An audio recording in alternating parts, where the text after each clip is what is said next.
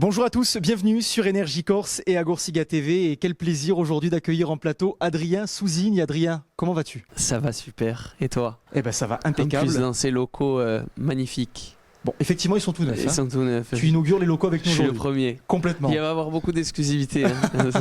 Mais c'est ce qu'on veut, c'est ce qu'on aime.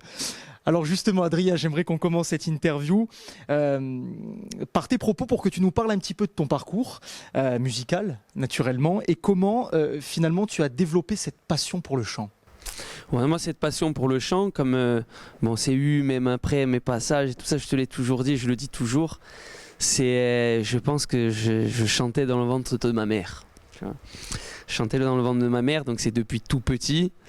Après j'ai commencé à chanter avec mon frère, des amis à l'adolescence, avec des groupes, on avait des groupes, alors, on faisait le tour de Corse, on chantait dans les églises, même sur le continent, de partout. Et puis après j'en suis à aujourd'hui, la fin d'année, un album, donc s'il n'y a pas la passion, je sais pas. La passion elle fait tenir beaucoup de choses, elle fait faire plein de choses et surtout sur la musique, moi précisément.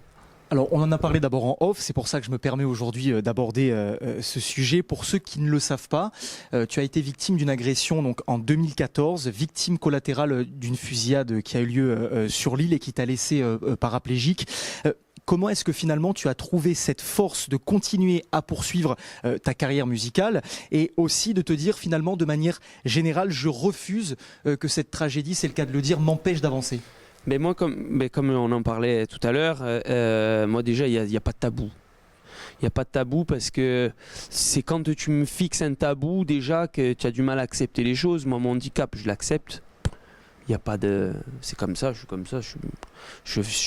Comme je te disais tout à l'heure, je suis beaucoup plus heureux dans ma tête et beaucoup plus structuré sur plein de choses. Maintenant, aujourd'hui, avec mon handicap, plutôt qu'avant, debout. Tu vois, j'étais beaucoup plus sensible, j'étais touché à beaucoup plus de choses. Et puis, après, il y a aussi cette passion. Alors, la musique en fait énormément partie. Mais après, je suis quelqu'un de passionné. Moi, tout ce que je fais, je suis passionné. Mais la musique, oui, ça en fait partie. Et ça tient, ça m'a sauvé. Je te dis, moi, quand je me suis retrouvé sur le fauteuil, que je savais que j'étais paraplégique, que j'avais perdu mes jambes, l'usage de mes jambes, mais encore l'usage de mes jambes, quand on dit paraplégique, si c'était que les jambes, c'est rien. C'est tout l'à côté qui est compliqué avec la paraplégie. Enfin, tout ce qui est blessé médulaire, tétraplégique, paraplégique. Mais c'est la première chose que j'ai dit, moi, c'est je vais réussir à rechanter au médecin. C'est la première chose que j'ai dit, parce que mes poumons ils étaient touchés, donc c'est que vraiment c'est ancré en moi, quoi. Moi c'est, je me lève le matin, je pense, je chante, je siffle, je fais, je me couche, je pense au lendemain à chanter. C'est toute ma vie, moi ça. Donc oui, là, c'est une passion, oui, c'est une très forte passion. Cette passion, elle t'a emmené dans de nouvelles aventures. Le 21 novembre dernier, tu décides de tenter ta chance et de participer à la célèbre émission La France a un incroyable talent. Parle-nous justement un petit peu de cette expérience et comment tu t'es senti en partageant ton histoire cette fois-ci à grande échelle et surtout aussi avec cette réaction de la part des jurés. Et je le sais, ça c'était la chose finalement qui te stressait le plus. Ah ouais, ça a été le trac ultime. J'ai découvert ce trac ultime. Bon après, je l'ai déjà eu, hein, attention, le trac. Hein, c'est un artiste qui te dit je monte sur scène et qu'il n'y a pas le trac. Mais c'est même très bien, hein, c'est très bien d'avoir le trac. Mais ce trac-là... C'est la première fois, je t'avais jamais parce vu. que tu as déjà fait des scènes. Oui, des scènes. scènes. J'ai fait des scènes plus ou moins grandes. Je suis arrivé dans un théâtre. Déjà, bon, j'ai été ébloui. Ouais, ébloui par la beauté du théâtre et tout ça. Et puis, tu as ce jury en face de toi. Et puis, tu n'as pas n'importe quel jury quand même. Tu as Marianne James, Hélène Ségara au chant quand même. Tu vois, c'est carrière internationale quand même, Hélène Ségara. Tu vois. Et je me suis laissé prendre un peu par le trac. Bon, après... Moi, quand je sors du plateau, de toute façon, moi je suis un éternel satisfait, donc je te dirai jamais, ouais, ça j'ai fait truc bien, c'est bien. Donc je me suis senti à 60% de mes capacités, mais avec le track pour un premier plateau et tout ça. Ah, donc ce qu'on a vu, tu étais à 60% de tes capacités. Ouais, il y a beaucoup de... Non, non parce qu'on peut pas se mentir, je t'ai appelé 2 jours après, je te l'ai dit, vrai, ta prestation était là. Je me suis pas senti très bon, moi. T'as touché un maximum de gens, enfin oui. Je veux dire... Ouais, mais après c'était bien. Pour un premier plateau, après, quand je prends le recul, je me dis quand même, c'est un premier, c'est la caméra, il y a plein de trucs, j'arrive à... Alors quand tu dis à un vrai ténor de opéra, ouais j'ai fait cette note et tout, il te dit ouais bon, mon coco c'est rien, tu vois, j'ai fait un là, c'est bien. Mais quand tu montes sur un plateau, que tu le fais avec des jurys, la chanson, le son, je te dis, le plateau de la France Incroyable Talent, il n'est pas fait pour la musique. Donc le son, il n'est pas fait pour la musique. Tu vois, parce que c'est pas un concours de chant c'est finalement. C'est pas forcément un concours de chant. Donc t'as pas de retour, t'as pas de truc. Il faut se mettre dans le contexte. Et puis bon après c'est sorti, c'est super bien sorti. Je trouvais qu'il y avait une belle histoire. Ils avaient fait une belle histoire ils ont répercuté vraiment ce que j'avais dit, tu vois, et ce que je voulais dire, ce que je voulais montrer, ce côté positif, et surtout la musique, ma passion, ma femme, ma vie, tu vois, de tous les jours. Donc j'ai été content quand même de ce passage-là. Alors, tu as été sélectionné pour la suite de l'émission. Toi, tu es l'exclu, c'est ça. Naturellement. C'est quoi les prochaines étapes, on veut savoir. Alors, moi, la prochaine étape, c'est le premier média auquel je le dis. Parce que j'ai le droit de le dire depuis mardi soir. Moi, je participe plus. Parce qu'en fait, pour expliquer un peu la chose, la France a un incroyable talent, t'enregistres entre le 28 août et le 5 septembre. Moi, j'ai enregistré le 5 septembre. Entre le 5 septembre et le 1er octobre, tu as un battement à peu près de 20 jours, 20-25 jours, où ça repasse, tu es au courant de rien, toi ça repasse dans un jury avec la production et tout ça, voilà. Et moi, ils m'ont pas reconduit pour les quarts de finale. Alors bien qu'ils aient dit que j'ai été pris pour les quarts de finale, mais ils ont le droit, c'est comme ça, c'est écrit sur le contrat. Et par contre, si tu as un golden buzzer, la personne qui a une golden buzzer, elle va direct en demi-finale. Ça, il n'y a pas de question, ça repasse pas devant un jury. Mais moi, ils m'ont pas reconduit au quart de finale. Donc là, moi, vous me reverrez plus, à part à Énergie Corse. Enfin, on te reverra plus. Alors bon, c'est pas forcément une exclue qui me fait plaisir, je vais pas te mentir. Mais en tout cas, nous, on a d'autres exclus, on a d'autres projets qui sont fixés et où là, on sera sûr et certain de te revoir. Nous, il n'y a pas de contrat où on va revenir travailler dedans. Ne t'inquiète pas. Une fois que c'est dit, c'est dit. Et ça, j'ai dit oui en plus. Et surtout, tu as dit oui. Et il y a plein de beaux projets qui vont arriver. Donc ça, ne vous inquiétez surtout pas. La semaine dernière, tu as sorti ton premier single intitulé Harcèlement scolaire, un single qui aborde, il faut le dire, un thème très important, surtout en ce moment avec tout ce qu'on voit. Pourquoi avoir choisi finalement de sensibiliser le public au harcèlement et quel message tu as souhaité transmettre à travers justement ton single? Parce que pour l'avoir entendu, écouté et même pour en avoir discuté, c'est vrai que tu n'abordes pas le sujet comme on aurait tendance à le faire habituellement. Ouais, exactement. Moi, je voulais faire passer surtout un message de prévoyance. Et moi, il y a un événement dans ma vie, enfin 2 événements. C'est mes enfants. Et il y a Adrien avant enfant et Adrien aujourd'hui papa avec enfant. Donc tu as cette angoisse en toi qui est permanente. Quand on dit tu respires pour 2, maintenant pour 3, c'est la vérité. Parce que même si tu as les cris, il y a les trucs, mais c'est tes yeux, c'est tout. Hein.